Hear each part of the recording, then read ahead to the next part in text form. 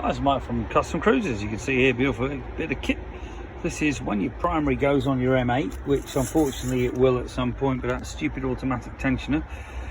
This is what you need. This is the kit to change it all. Okay, this is your AFM, which means metal and foam.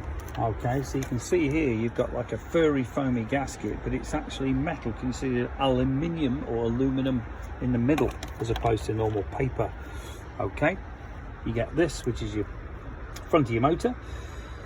You get the O-ring, your quad seal, whatever you want to call it, new inner primary seal, and you can see here another one, the thing for the bearing, you know, your circlet.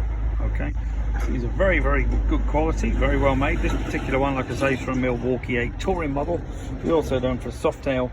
We also do them for iron edge shovels, Softails, diners, you know, you name it, to baggers, all the old bikes as well. So the AFM gaskets are actually really, really good, and the quality of this stuff, Psycho as they're called, is very good. You can see good quality seals, O-rings, everything.